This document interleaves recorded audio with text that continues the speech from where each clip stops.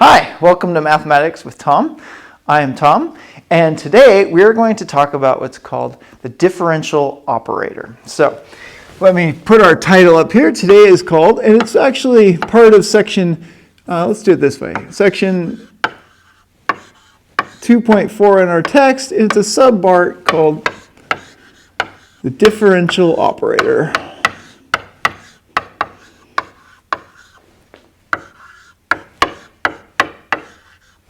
Differential operator. I'll come over here.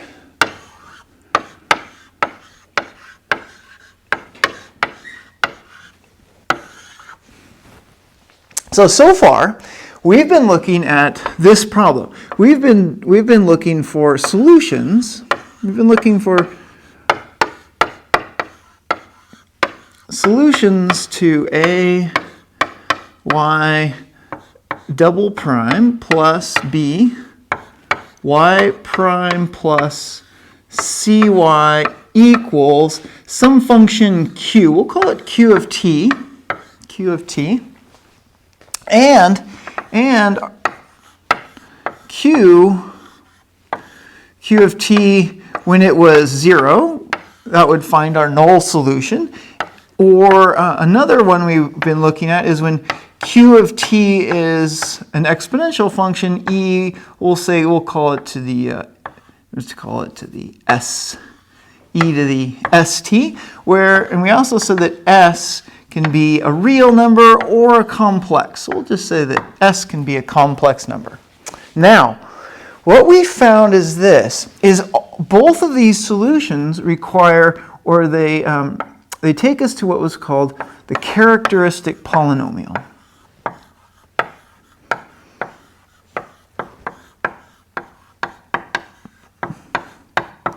They take us to the characteristic polynomial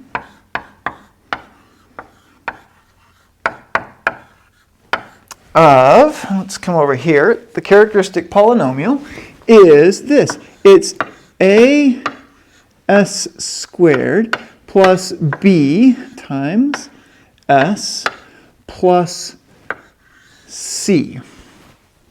And so the problem is, and then we would solve that this was some multiplier. We call it y tilde e to the st, and our transfer function, the y tilde, was 1 over the characteristic polynomial as squared plus b times s plus c. So notice that we start with a differential equation, and yet then we end up solving we end up working with actually a simple polynomial. Well, that's what we're going to do today. We want a notation that's more versatile. So that's our goal today, is a more versatile notation.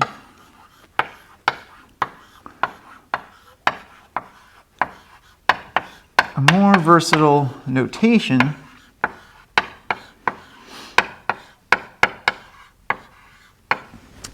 And that is the differential operator. I'm going to capitalize it, and I'll show you why. The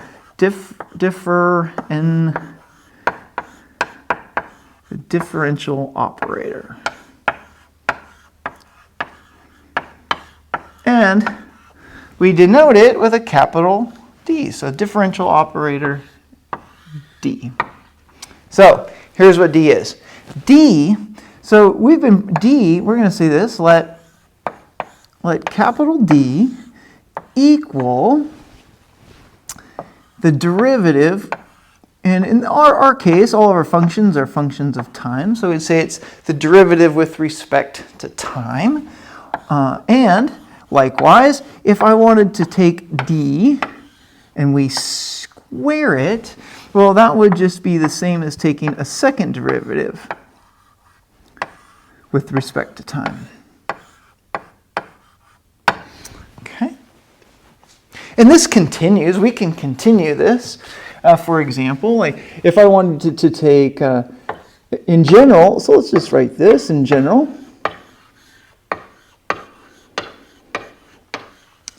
in general, right there on that transition, d to the n represents taking the nth derivative with respect to whatever our variable is. Okay, so look at what we can do. We can rewrite our original differential equation. So we can write, if we start out with ay double prime plus by prime plus cy, we can write this now as parenthesis a times d squared plus b times d plus c times y, like that. So in other words, if I apply, so you can think of that, let me come back to that. In other words, this whole piece, this is now a polynomial evaluated for d. And when it's capital D, it means it's the differential operator. So I can rewrite my original differential equation as a polynomial in d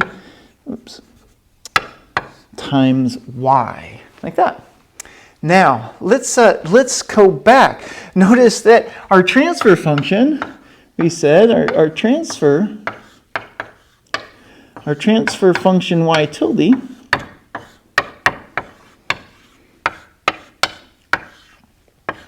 well, over there, y tilde, oops, I'm going to bring that back down,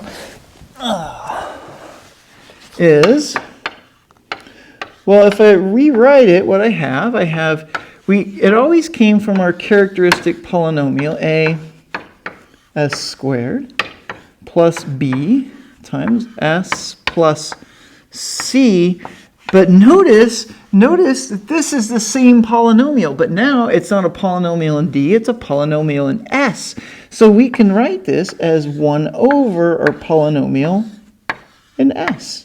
And if you wanted, you could evaluate it at 2 and write p of 2. And so you'd have 2 squared plus b times 2 plus c, like that. So, oh wow, but we can go one step further. Look at this. Now, our particular solution, we can write it as 1 over p of s times e to the st, or we might also express it as e to the st over p of s. Okay, let's see. We're going to use a bit of a new terminology, but it's one that you've been using but probably haven't been formally told that. And that is that D is what's called a linear operator.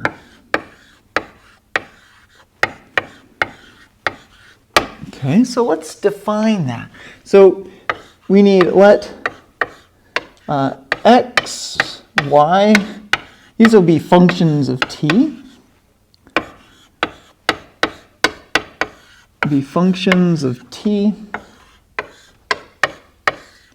and we'll call it c is a scalar. It could be a real number, it could be a complex number.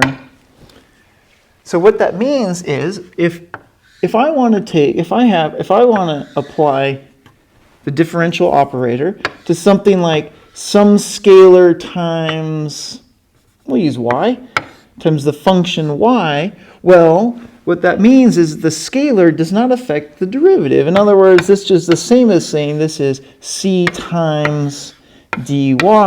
Well, this is the derivative of y with respect to t, and so we can say that this is the same as c times y prime if you wanted. And if you wonder, you're like, really? Is that legitimate? Think about something like if I asked you to take the derivative of, I'll write it this way, 3 times x squared. Well, from calculus, you know that this is 2 times 3, that would be a 6. You subtract an exponent, so this would give you 6x. If we follow this pattern, this is 3 times the derivative of x squared. This is going to be 3 times 2x, and there it is. It's 6x, just as you would expect. Okay, there's the first property of being a linear operator. So let's come over here. Let's come over here. And the second property. Second property. So what that is if I have the derivative of the sum of two functions, we'd write it like this. This is the same as taking the derivative of x plus the derivative of y. And you've learned that before also, that the derivative of a sum is the sum of the derivatives. Okay. So let me think for a moment here. Let's try this.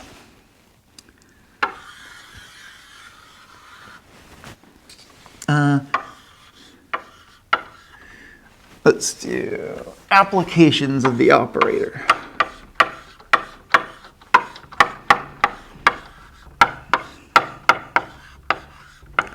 Applications of D. Okay, here's what we're going to do. There's a couple different clever proofs that I want to show you. The first one goes like this. And we're going to just use, in general, we'll do this. In general,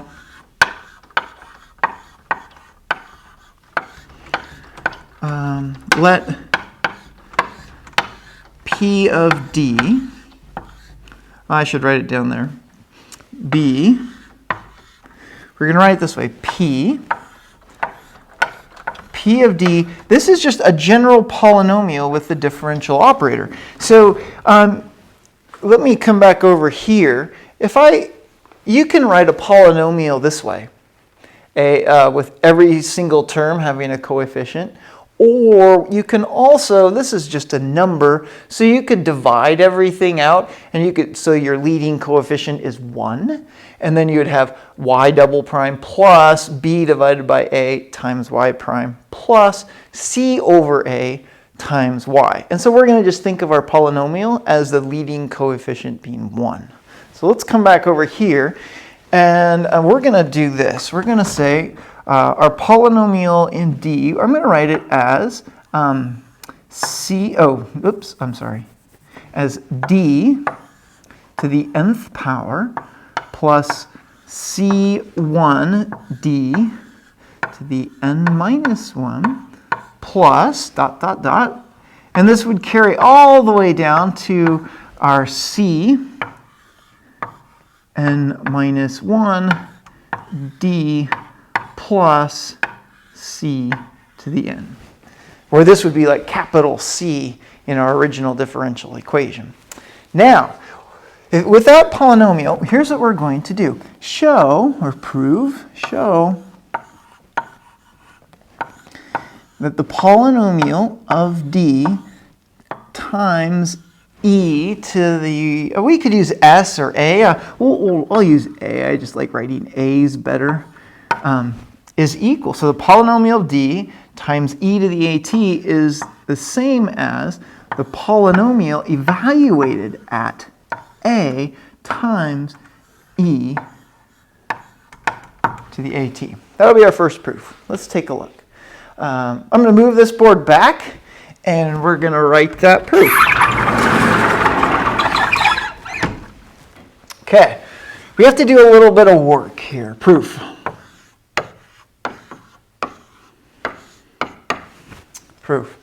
Let's apply this. So what happens if I take D on e to the at? Well, this just says you take the derivative of e, and your variable is t, so this is just this is a e to the at. Let's try that again. What if I was to take the second derivative of e to the at? Now, you could run through that twice. You've probably done that before. But what I really would like you to do is let's practice using our differential operator. In other words, d squared, well, that's just d times d. Sorry, d times d, e to the at. But let's use what we've already learned. This piece right here, well, that's this. We already did that. So this is just d acting on a, e to the at. But then, oh, it gets better because this is just a coefficient, and we said it's a linear operator. So this is a acting on d, e to the a, e to the at. Oh, and then if we take the derivative, that's going to give us an a, e to the at. We already figured that out, so now I just have e, the at, and we can clean that up with one more step. This is just a squared e to the at. Okay, we'll do one more. Notice that I think a pattern is starting to emerge, but we need one more to see that. So let's try this. Let's try the third derivative of e to the at. Now, you don't have to kill yourself to do that. Instead, what we can do is we can utilize the properties we've already learned. This is the same as d acting on, or times d squared e to the at. Oh, but wait a minute, we've already figured that out. That's right there. So let's use that. That's d a squared e to the at. This is a linear operator, so if we'll go a little faster, this is a squared d e to the at, and we can take that derivative for a final result, a cubed e to the at. Look at what's happening. Notice that if I take the third derivative, I have a cubed here. Notice the e to the at never changes. So the general pattern that we're seeing is this. D to the n, e to the at is forming this. This pattern is a to the n, e to the at. I think we're ready. We can use what we've got here. And let's go back. I'm going to come over here. And this is what we wanted to prove. We're going to start here on the left. We're going to use what we've just created and see if we can end on the right. All right, so let's begin there. So if I have a polynomial of a differential operator times e to the at. Well, let's write that out. This first one, that polynomial of d, that's what we have over here. That's this piece. So I'm going to rewrite that. I'm going to rewrite my original polynomial. Okay, we're going to recreate that. So this is going to be d to the n plus c1d raised to the n minus 1 plus dot plus, that's a cn minus 1d plus cn e to the at. Oh, now let's distribute our exponential. So that's going to be dn e to the at plus c1 dn minus 1 e to the at plus, and we're going to continue this pattern. We're going to come down to our cn minus 1, the differential operator e a t plus cn e to the at. Oh, and look at this. This is what we did over here. We've already discovered dn e to the at. That's a to the n e to the at. So let's just use that. This is a to the n e to the at plus c1. But this we know it's going to fit the pattern of a to the n minus 1 e to the AT. Plus, and we'll just write this out. It helps to write that out so you can see how this is evolving. Cn minus 1. This is going to be, oh, that was the first one that we did. That's A e to the AT plus Cn e to the AT. Oh my, look at this. Every term now has this common factor of e to the AT.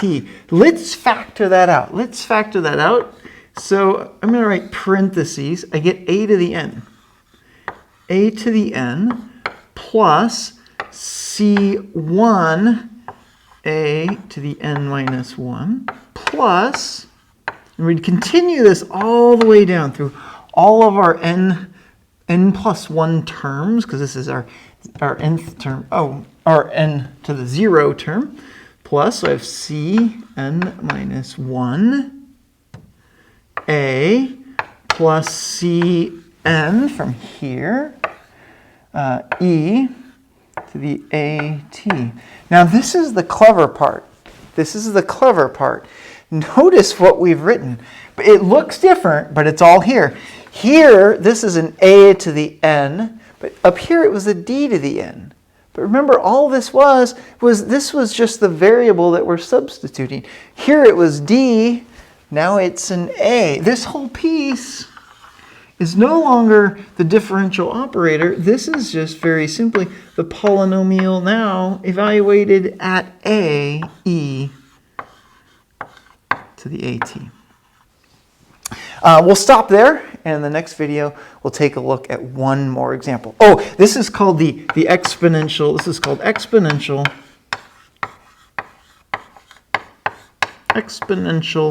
substitution rule.